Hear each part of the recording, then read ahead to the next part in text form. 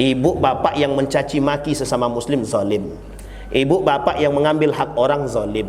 Semua itu zalim. Tapi perhatikan baik-baik kalimat ini. Mengapa kita biasa dengan kezaliman? Karena kita tidak pernah menegur pelaku kezaliman. Tak pernah kita tegur. Contoh, ibu-ibu gibah, bukan ditegur justru malah nimbrung. Itulah karakter sekarang. Oh, bapak-bapaknya bagaimana? Dulu bapak-bapak tak mau gibah, sekarang bapak-bapak lebih parah daripada ibu-ibu gibahnya. Na'udzubillah, na'udzubillah. Itu zalim, Pak. Ada zalim yang paling sederhana dilakukan oleh umat manusia hari ini, mencaci maki orang lain lewat hati. Apa kata dia? Aku lebih pantas jadi imam daripada dia. Tak usahlah aku salat di situ lagi. Imamnya tak betul. Itu zalim.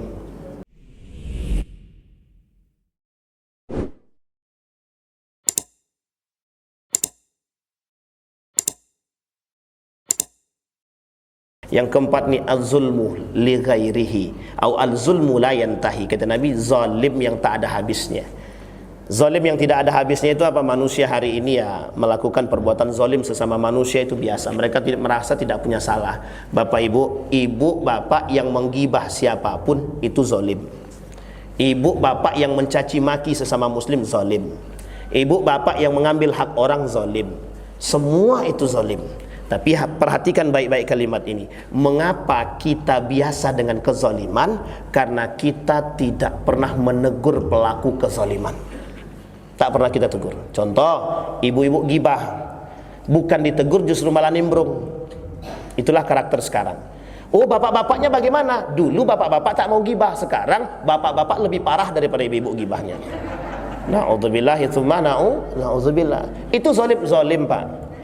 Ada zalim yang paling sederhana dilakukan oleh umat manusia hari ini, mencaci maki orang lain lewat hati. Apa kata dia? Aku lebih pantas jadi imam daripada dia. Tak usahlah aku salat di situ lagi. Imamnya tak betul. Itu zalim. Kita telah menjelekkan orang lain itu zalim. Ini dah dilihat di dekat ini. Alah, masuk ya, okeylah. Dilihat di kode-kode dari tadi. Tak berhenti-berhenti Ustaz. Begitulah tu. Jadi begitulah Bapak Ibu, sudah di kode dari tadi tapi tak berhenti-berhenti. Ayo. Oke, Bapak Ibu sekalian yang berbahagia. Jadi Bapak Ibu sekalian yang berbahagia, kembali kepada poin tadi yang terakhir, zalim. Bapak Ibu, kenapa persoalan zalim ini serius Bapak Ibu? Kita ambil contoh. Orang sekarang kita terlalu sulit untuk mengucapkan dosa neraka terhadap umat muslim. Seolah-olah kita ni pokoknya ibadahmu harus baik, solatmu baik. Benar, itu penting Pak, sangat penting sekali. Tapi orang zaman dulu Pak, ketika disebutkan dengan dosa, ketika digambarkan api neraka, rasa takutnya timbul Pak. Gara-gara itu tak ada lagi sekarang, tak disebutkan neraka, tak disebutkan lagi, tak berani Pak. Kenapa begitu? Tak disebutkan dosa, tak. Akhirnya yang terjadi apa? Sudah biasa kita dengan perbuatan kezaliman tersebut. Buktinya pelaku-pelaku kezaliman itu, kita ambil contoh saja, contoh ini contohnya. Yang 290 triliun itu, apa pernah dia merasa berdosa? Enggak pernah Pak. Bangga aja dia, senyum-senyum aja dia masuk penjara itu. Karena yang dikembalikan itu berapa triliun? Yang dikembalikan berapa triliun? Sisanya kemana? Ya nggak tahu Pak, kemana? Sekarang saya tanya Bapak Ibu, bagaimana pertanggungjawaban dia di akhirat? Manusia hari ini dituntut dengan akal, bukan dengan iman. Tuntutan manusia sekarang akal. Allah, surga dan neraka itu iya kalau ada, kalau tidak ada? Iya kalau ada surga dan neraka, kalau tidak ada? Bisa dipahami Bapak Ibu maksud saya ini Bapak Ibu ya? Jadi cara menormalkan maksiat itu begitu, dinalar dengan akal, sehingga ketika tidak masuk dalam akalnya, ya udahlah biarin aja lah. Toh bukan aku sendiri. Nanti kan masuk nerakanya barang-barang. Ya barang-barang kok pelakunya banyak. Tidak mungkin 290 triliun itu makan sendiri. Mesti makannya barang-barang kan. Nah sekarang pertanyaan siapa yang makan? Ya wallahu alam, kita nggak tahu siapa yang makan. Artinya masuknya barang-barang. Nah jadi Nabi sudah isyaratkan dalam hadisnya begitu. Sebelum sikit lima ya. Dalam Nabi syaratnya begini, kata Nabi, ada seorang pemuda menghidupkan api. Ketika istauqada nara, ketika pemuda tersebut menghidupkan api, ada binatang melata mendekat. Ketika binatang melata itu mendekat, pemuda tersebut ditariknya satu-satu. Kata pemuda tersebut pada binatang tadi, jangan kalian dekatin api. Ditarik Pak satu-satu sama pemuda tersebut. Kata Nabi, begitulah permisalan aku dengan umatku, kata Nabi.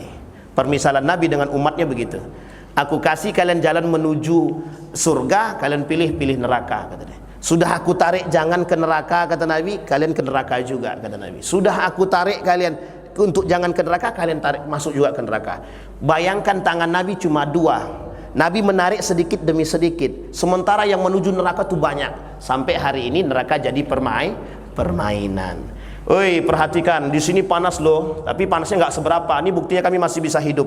Dimain Pak, jadi mainan, neraka jadi mainan. Artinya mereka mengatakan menormalisasikan neraka, tidak usah takut dengan neraka. Akhirnya apa yang terjadi hari ini? Tidak ada yang takut dengan neraka, Pak. Bapak Ibu, dampak dari perbuatan kezaliman terhadap manusia kalau tidak bisa diselesaikan di dunia, maka semua kebaikan-kebaikan yang dia lakukan akan diberikan kepada orang yang dizalimi. Dan kalau habis kebaikannya, yang tadi kita sampaikan di awal, fa in faniyat min hasanatihi, kalau habis kebaikannya, fa ukhidat min sayyiatihi faturiha ilaih. Kebaikan keburukan orang yang kita zalimi, diberikan kepada orang yang menzalimi. Inilah istilah dalam hadis disebut dengan muflis, bangkrut. Cuma kita tidak mau tahu dengan begitu.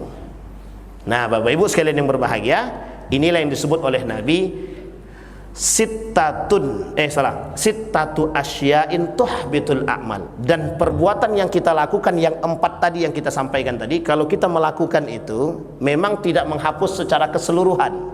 Kalau dia gibah sampai dia minta maaf, ibu-ibu yang pernah gibah orang lain, bapak-bapak yang pernah menzalimi siapapun, selesaikan di dunia. Urusan manusia harus diselesaikan di dunia, urusan di akhirat diselesaikan di akhirat. Kalau tak selesai di dunia, baru diuruskan di akhirat. Caranya menyelesaikan bagaimana? Kayak tadi Pak, masyhur hadisnya, sahih hadisnya, banyak hadisnya berbicara dengan demikian.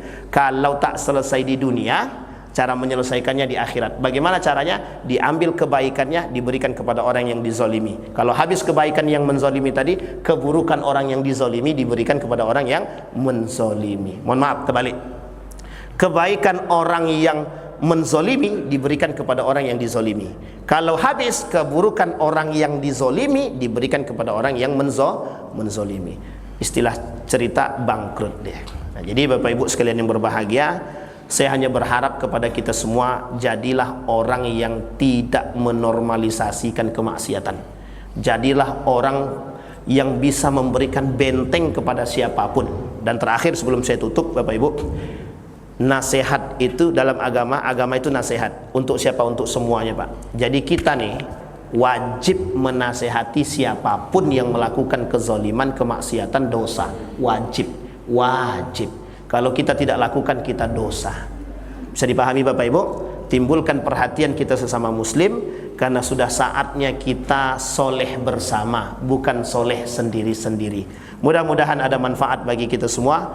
Mudah-mudahan bisa menambah keimanan kita, mudah-mudahan bisa menambah perhatian kita, istiqamahnya kita, dan mudah-mudahan kita husnul khatimah. Amin ya rabbal alamin. Fa'tabiru ya ulil absar la'allakum tuflihun. Assalamualaikum warahmatullahi wabarakatuh.